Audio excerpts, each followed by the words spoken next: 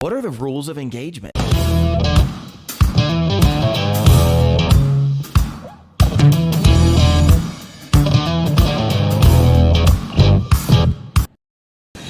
Hey, welcome to The Whole Truth, where I am taking you through the entire Bible, from Genesis all the way to Revelation, and we are not skipping anything. So if that sounds good to you, make sure that you reach down, hit the little subscribe button below, and then you can head over to thewholetruthbiblestudy.com, where you'll find all of the videos in one convenient location. You'll find ways to support the channel, Bible studies. I've got new Bible studies ready for publishing. They'll be coming up soon, so looking forward to all of what's happening there. And if none of this content sounds good to you, well, you should join us and read your Bible. I can't in good conscience say, oh, well, tune out, don't pay attention. You should pay attention. You should let the Bible speak to you. It is God's living word, and I believe that the word of God has answers for our lives, but we've got to be in it and we've got to read it, and that's the reason for this channel. That's the reason for all of this right here, is because I'm trying to get as many people as I can to get into God's word and every little nook and cranny of that.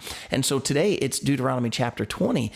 It's a real scene. It's real history, what we're about to read. God told Moses to tell the Israelite people, when you go into the land and you have to go into a battle, this is what I want you to do. Here's how I want you to wage war, Israel. That is a real that Israel context. That's a real scenario. God really said this to Moses. I want to be clear about that. But I believe that there are illustrations and applications that we can find for the battles that we face. We face battles today. We face battles against powers and principalities. We face battles against our own flesh, against our own selves sometimes, and sometimes we face battles against circumstances and things that we cannot control. I have been in several battles in my life. I've been in several wars in my life, not physical wars. I didn't go to Afghanistan or something of that nature, but I have definitely been in battles and been in wars in my own life. And I can say that in those battles that I've faced, these things that we read in Deuteronomy chapter 20 can certainly be applied. At least to my scenarios, they could be applied. And I believe they could be applied to maybe where you are even right now. So it's Deuteronomy chapter 20. I'll read a little bit and then we'll talk and then we'll read a little bit. And we're going to go over these rules of engagement, what God wanted for his people in ancient Israel, but the application that we can find for our battles. This is Deuteronomy chapter 20. When you go out to battle against your enemies and see horses and chariots and people more numerous than you, do not be afraid of them. For the Lord your God is with you, who brought you up from the land of Egypt. So it shall be, when you are on the verge of battle, that the priest shall approach and speak to the people and say to them, Hear, O Israel, today you are on the verge of battle with your enemies. Do not let your heart faint. Do not be afraid and do not tremble or be terrified because of them. For the Lord your God is he who goes with you to fight for you against your enemies, to save you. So the first part that we have is that God says to the Israelite people, when you go into battle and you see more horses, more chariots, more people that you're going to have to stand against, do not faint, do not be weary, do not be afraid. Now, why could God say, don't be afraid? What was God's reasoning? Is he just saying, don't be afraid? I hear lots of pastors and lots of occasions say, they use this acronym for fear, and they say it's false evidence appearing real. And I think maybe in some scenarios, in some circles, you could say fear is false evidence that is appearing real. Other times, it is not false evidence appearing real. Sometimes it's real evidence in a real circumstance, in a real thing. And sometimes that very real portion is what causes us to be afraid. So you can't always depend on, well, maybe what you're afraid of isn't really there. I mean, if you're thinking about the boogeyman in your closet, if you're thinking about, monsters under your bed, okay, sure, that's not real. Just because you heard a creak in your hallway at night doesn't mean that you have a ghost or doesn't mean that you have a demon in your house. That could be false evidence appearing real. Now, I would agree with that in that way, but what about when what you face really is a giant in your way? Are there ever giants, real giants that are in your way? Are there ever real battles that you face? And what do you do when those real battles have, let's use this, what about when those real battles have real lawyers and they have real money that's more than your money, and more lawyers than you have, and more ability to fight than you have? Yet you might be standing for what is right, but you're standing against something that is huge. What do you do in that scenario? I can think of one that I'm in right now. I'm wearing the shirt. That is the shirt. We use this for our vision tour at our school. We're starting at our church. We're starting a school, and our school is a tuition-free school. It's Christian education, like a private school that would have private Christian education, but we're going to be open to the public, and we're not going to charge tuition. We're doing all of this off of donations. That is a huge battle. Why would we do such? Because we truly believe that God should be in our education. He should be known. We should make that known to our students and to our community. And why do we ignore this huge mission field that's in our own backyard, which is our children that are going to public education systems that tell them that God is not real over and over for years on end? Every day for years on end, they hear that God is not real, or they at least see that they are being taught by people who believe that God is not real. And so now our church is going to stand up and say, okay, we're going to bring in students here. We're going to hire teachers, hire a principal, build classrooms, and bring in students. Boy, talk about a huge battle that we face. But here's what God said. Don't be afraid. Why? Is it because it's false evidence appearing real? No. God said, don't be afraid, because he goes before us. He's the one who's fighting the battle with us. He's fighting for us to save us. If God has called you to do it, don't be afraid. What if the thing you face is real? You can still march there with no fear, knowing that it is not you, it is not the size of your army, it is not the quality of your weapons. It is God who fights for you. And just like Paul said in Romans chapter 8, if God is for you, who can be against you? If God is for us, who can be against us? Okay, so let's look a little further in this Deuteronomy passage. We're going to pick up in verse 5. Then the officers shall speak to the people, saying, what man is there who has built a new house and has not dedicated it? Let him return to his house, lest he die in the battle and another man dedicate it. Also, what man is there who has planted a vineyard, who has not eaten of it? Let him go and return to his house, lest he die in the battle and another man eat of it. And what man is there who is betrothed to a woman and has not married her? Let him go and return to his house, lest he die in the battle and another man marry her. So now we see it seems like it's shifting, but I believe they go right into each other. Remember, God just said, don't be afraid. Why? Because God's fighting for you. When there's more people, when they're more numerous, when there's more chariots, when there's more weapons, when all of that is stacked against you, then what's he go in to say? Not only does he said, not be afraid, he goes on to say, look at your men, and here's what I want you to say. If there's a guy who's got a fiance, if there's a guy who just bought a house and hasn't dedicated it, if there's a guy that's got some business at home that he needs to take care of, send him home. Now, remember, you just looked at a battle that you're too small for already. This is like Gideon's army. Remember Gideon's army, where Gideon gets up I think it's 33,000 men, and he's facing an army of 135,000 men of the Midianites, and God says, your army's too big. Gideon's like, I'm already outnumbered by more than quadruple. Their army is almost 5 times as big as our army. And God says, yeah, you're too big. I won't get the glory from that. Tell some men to go home. And he says, anybody who's afraid, go home. Let them go. And anybody who laps up the water like a dog, licks it instead of scooping it with their hand, tell them they got to go. Anybody who's left-handed, tell them they all got to go. Send all these people out. So he tells all these people who are going into the battle, he tells them who are willing to go into the battle, he says, nope, if you're any of these things, go home. And after doing that so many times, they're left with an army of 300, and an army of 300 then defeats the Midianites by breaking pots, yelling with torches. They all took a couple of torches. They were yelling and screaming and broke some pots, and they blew the trumpets, and the Midianites got confused and actually started fighting against themselves and ran off scrambling, and they drove them out. They drove off the Midianite army with just 300 men. Only God could make such a thing happen. And so you have to understand that what God is saying is, if the men have a wife, if they've got our fiance, if they've got unfinished business, if they've got whatever, send them home. Why? Because it's not about the size of your army, but here's what the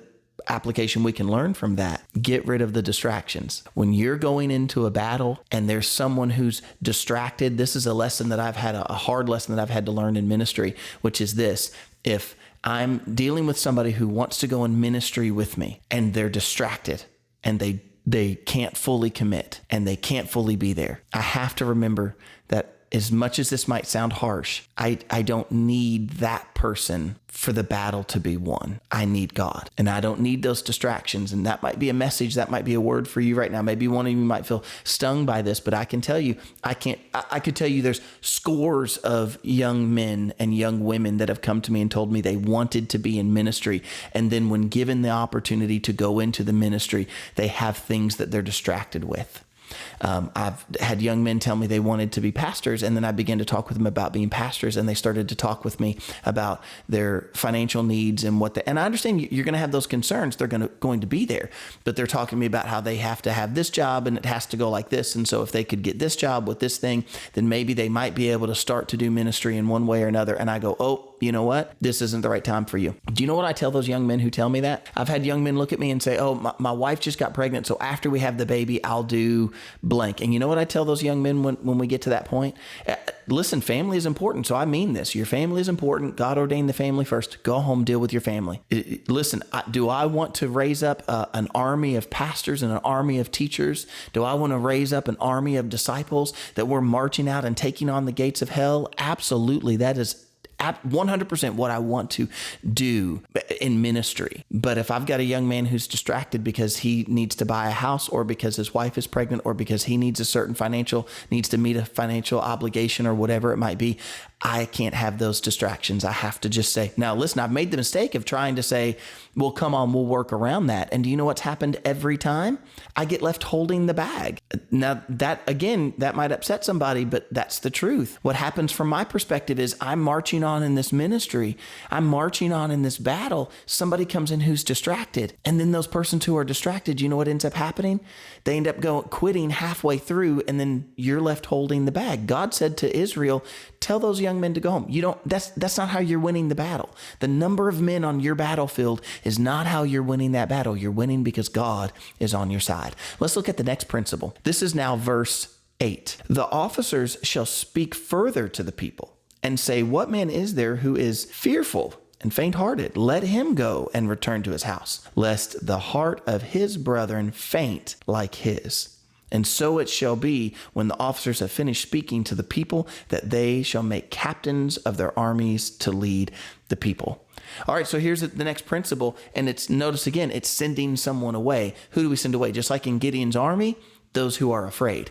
Not just those who are distracted, but those who are afraid. There's a natural anxious part of us that, it's natural to say that there might be a fear that happens. My sermon just this past Sunday, now granted, you could be watching this years in the future, literally years in the future.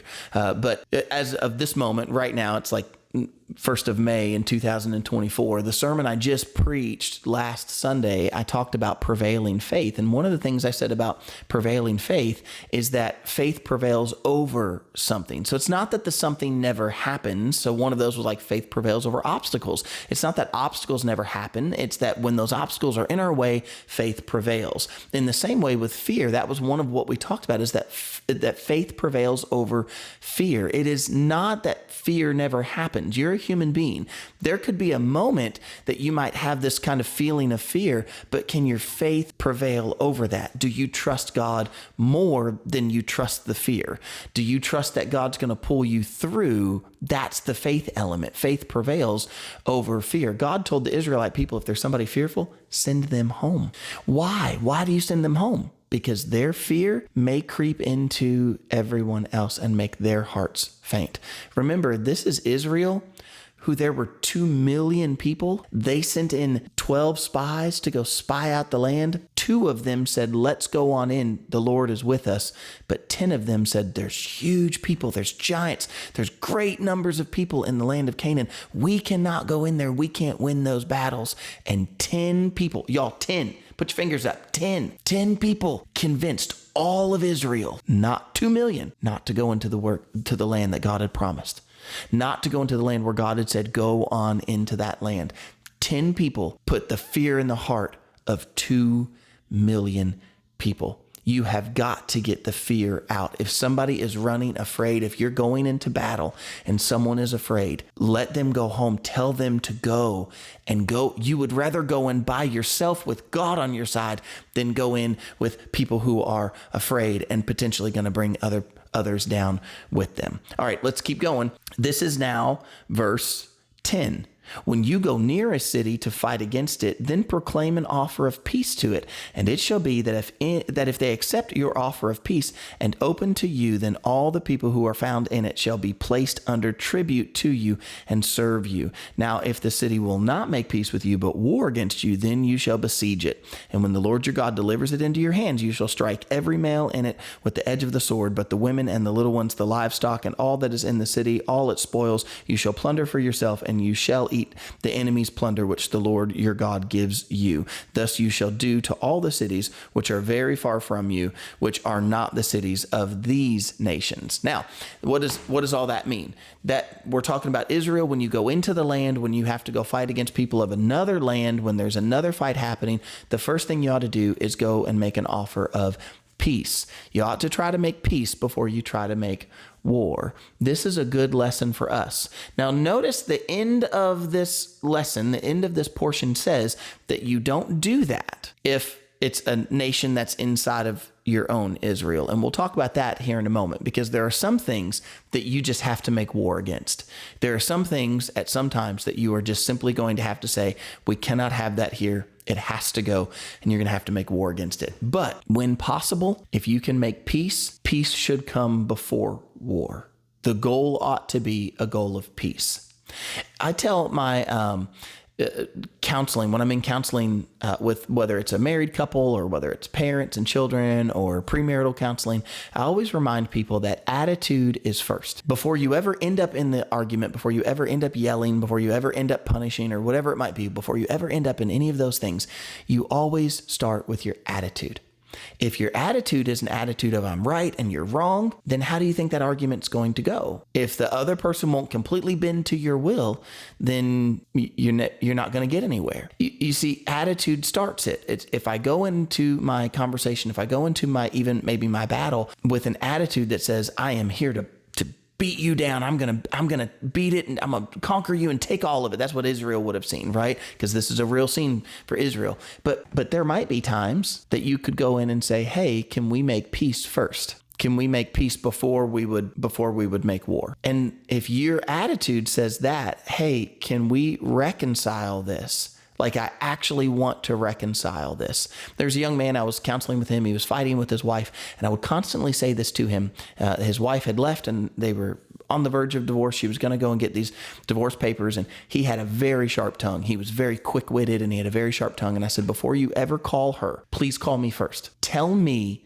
what it is you want to say to her. He would call me and he would tell me the most atrocious things. He would just say these awful things. He was so mad, and I would just let him vent. I would say, get it out. Go ahead, get it all out. And when he was done, I would say, okay, now how do you think that she's going to react if you say that? And every time he'd be like, man, you know how she's going to react. Of course I know how she's going to react, and you do too. What's your attitude in this? Are you trying to make her mad? Are you trying to tick her off? Or do you want to reconcile the marriage? And he would say, I want to reconcile the marriage. Then should you say those things? No, you're right. So you see my point though, right? You at home. Now I'm back to talking to you.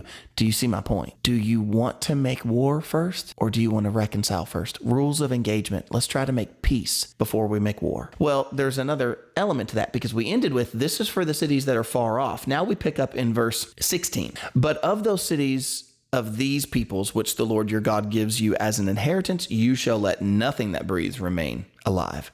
But you shall utterly destroy them, the Hittite and the Amorite and the Canaanite and the Perizzite and the Hivite and the Jebusite, just as the Lord your God has commanded you, lest they teach you to do according to their abominations, which they have done for their gods, and you sin against the Lord your God. Okay, so now we see that there are cities inside of Canaan, and the rule of trying to make peace first does not apply. There are certain cities that you have to drive out. You have to get rid of all. You can't leave the little ones. You can't leave the women and children. You can't leave the livestock. You can't leave anything. Why can't you leave anything? Lest you fall into their abominations and you do the things that they were doing. That's the whole reason. God says you have to drive them out. We have to understand something. Canaan, we want to picture this as like, oh, just people like living their life and all is good. But the truth is that Canaan was a sinful nation, and the Canaanite people were sinful people. And God said that he waited until their sin was fulfilled, and then he is sending judgment. And that judgment that he is sending is Israel. Israel is their judgment. And so God is saying, you don't spare them. Listen, friends, God has judged some things, and there might be some things in your life that you can't make peace with.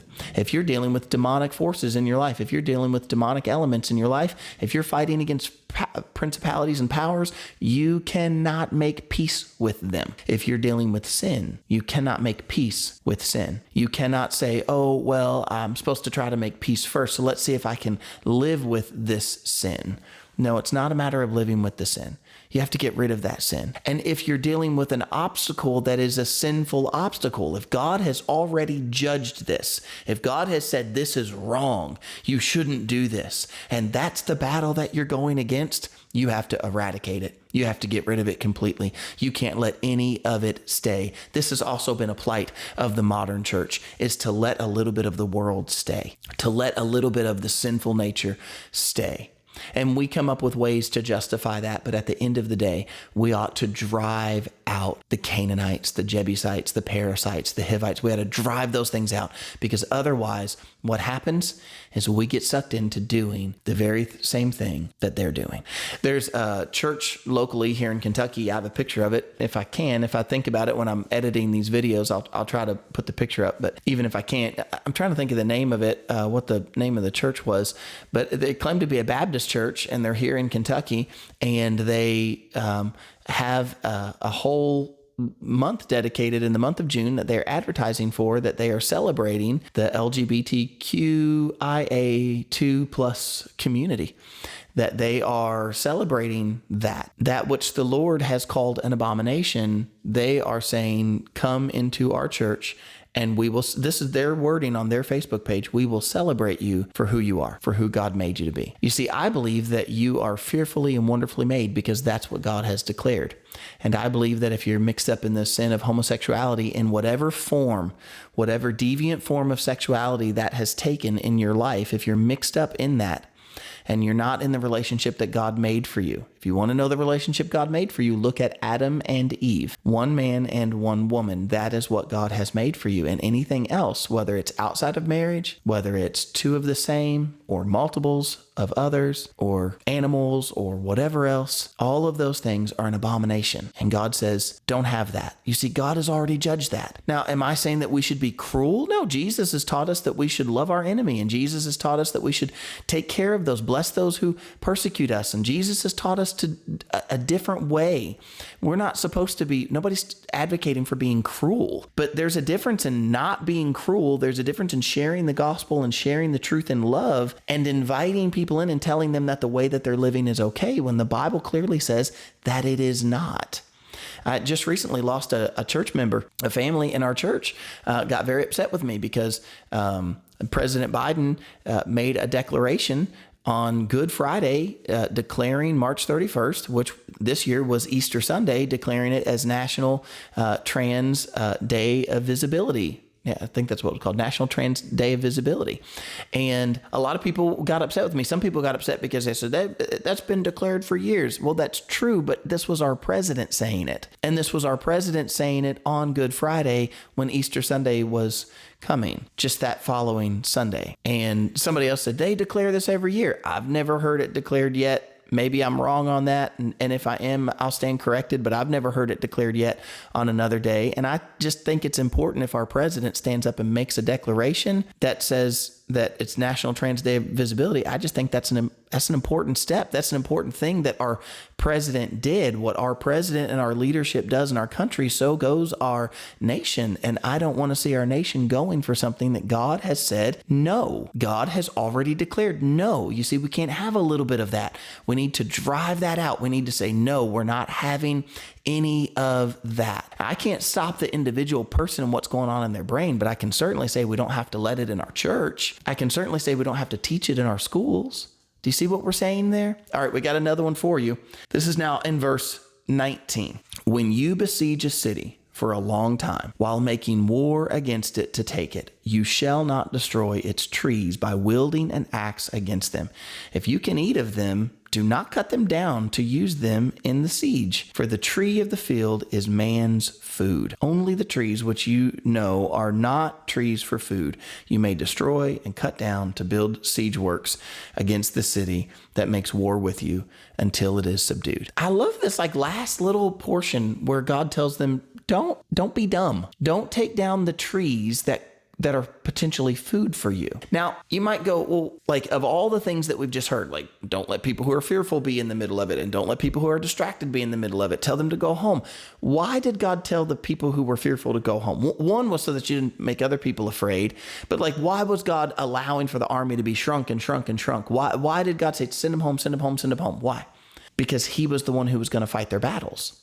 Why did God say, don't let any of the sinful nations, don't let them stay in your midst? Why?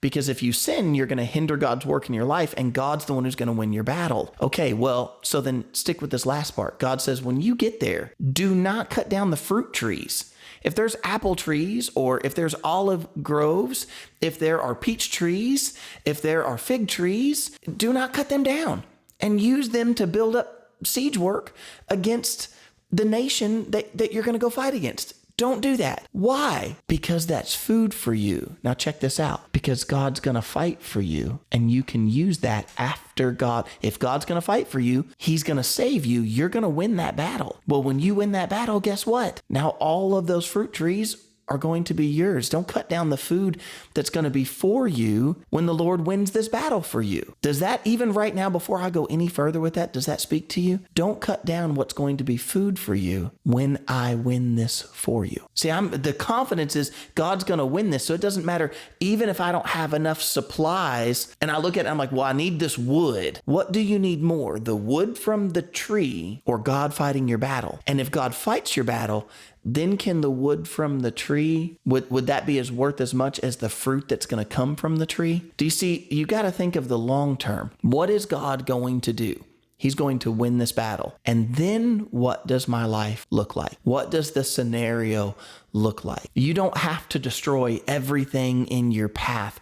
You don't have to just, annihilate everything that is there. You can be smart about it and say, wait a minute, if this might be the thing that God is going to use as food for me. I'll use social media as an example of this even right now. I have some people that get very upset with me for posting on social media. Some people see me posting on social media, making these videos right now. There are people who are not thrilled with me for making these videos, and they claim that, oh, well, I'm only making these videos for money or for fame or whatever. And I'm like, first of all, it's not even that big of a channel that that there's some sort of fame or money that goes along with it. I mean, I have ads on it, but goodness, it's not what you would think. And so it's not even that, but really the truth of the matter is that some people just don't like it because it's the whole social media thing. And they go, oh, but you're whatever, you're playing into the system that does all these wicked things. And, honestly, for a while, I kind of had that view myself, but the Lord really worked on me and reminded me that Jesus went where people are. And regardless of whether I make this video today or don't make this video today, social media will be there. YouTube is going to be there, whether I make this video or don't make this video. But the truth of the matter is this, that God can use those of us who are in the ministry, in social media. He can use that. If there's people there, God can minister to others through persons like myself if we're willing to put ourselves out there. So we're thinking about the long game and not just destroying everything in the path and going, okay, well, we got to be Amish. We got to get rid of all the cell phones and all the electricity, and we got to get rid of all that because all of that is evil. All of that is part of the system. I don't believe that that's true. I don't think you ought to cut down the fruit trees. We say it here in Kentucky like this: don't throw out the baby with the bathwater. Okay, don't just throw it all out. maybe what you ought to do is think, what can God use? What can God use as food for me later when he wins this battle? Well, I hope you've enjoyed these rules of engagement as you look into battles in your own life and you find some application there. Drop me a comment below. I'd love to hear from you. I'd love it if you'd subscribe to the channel, if you'd head over to the website, and I'd really love it if you'd tune in tomorrow as we get into Deuteronomy chapter 21. I'll see you then.